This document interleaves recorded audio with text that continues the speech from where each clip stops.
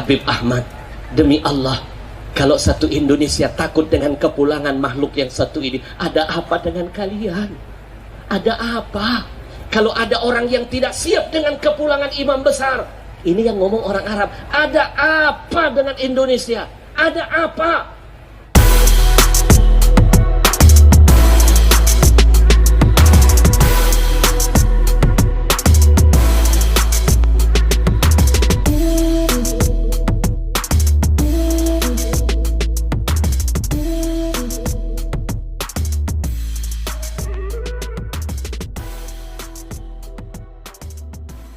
Baru pulang umroh, alhamdulillah ketemu dengan imam besar. Beliau titipkan salam buat seluruh warga Indonesia. Saya berjumpa dengan beliau di depan haram, ditraktir beliau makan malam 1 jam lebih berbicara tentang negeri ini. Setiap ketemu Pak TNI, Pak Polisi, demi Allah saya saksinya, imam besar setiap ketemu tidak lain berbicara tentang NKRI. Jadi kalau ada yang masih menganggap imam besar itu adalah penghancur, pengkhianat NKRI, berarti dia salah. Demi Allah, kami ulama tidak punya niat untuk menghancurkan NKRI. Mau tahu nggak siapa penghancur NKRI sebenarnya? Mereka adalah para pejabat yang korupsi di sana sini. Itu hakikatnya penghancur NKRI. Takbir!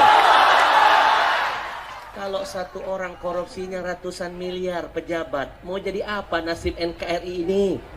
Kasus Jiwasraya, kasus Asabri, itu baru 2, masih banyak yang belum diungkap, betul?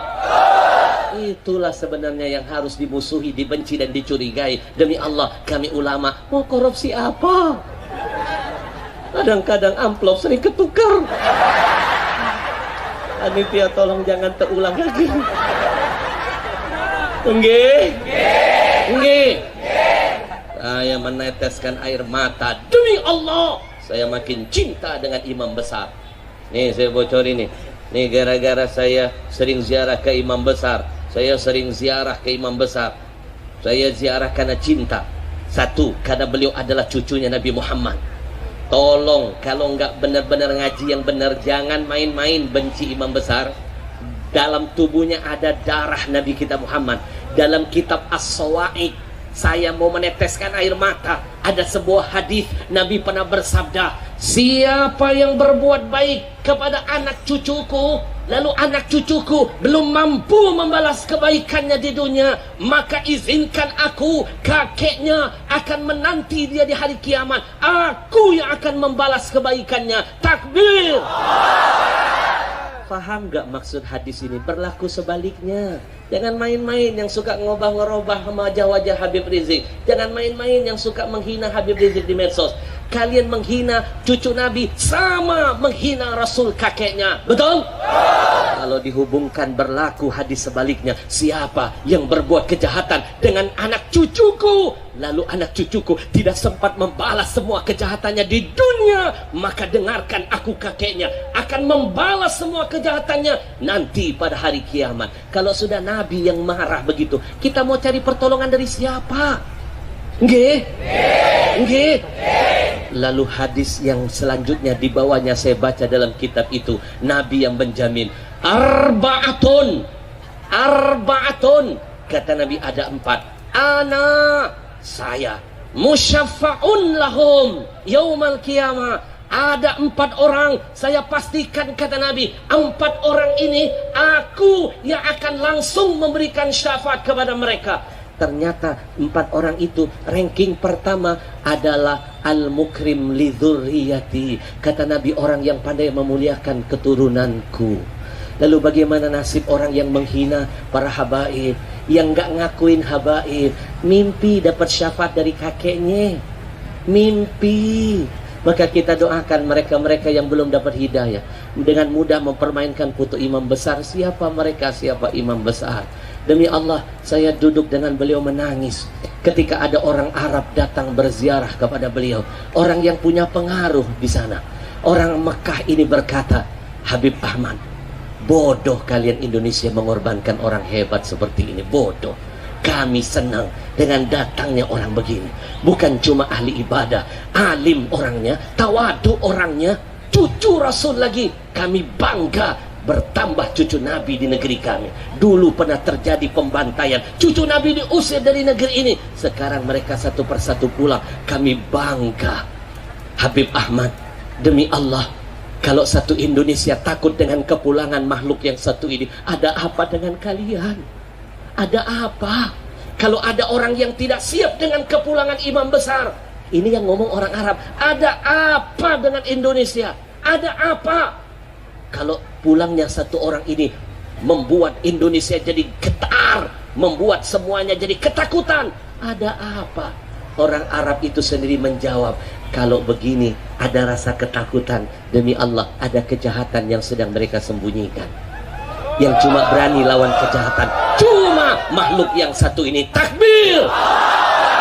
Yang lain gampang diajak cincai, dikasih jabatan bungkam, dikasih tekanan takut, dikasih ini hilang. Tapi orang yang satu ini hebat ini, makanya dia ditakuti. Kami titipkan pesan buat kalian Indonesia, cintai ulama yang seperti ini, yang dibenci orang munafik, yang ditakuti orang-orang pengkhianat, yang dihindari oleh orang-orang kafir. Sekarang ulama begini langkah, demi Allah langkah. Betul? Maka saya terharu, yang ngomong bukan orang Indonesia, orang Mekah, Pak.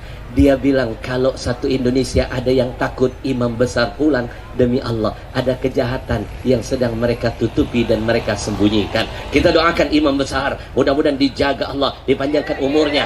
Amin ya Rabbal. Subhanallah walhamdulillah wala ilaha illallah. Subhanallah walhamdulillah wala ilaha illallah. Allah ya Allah, Allah,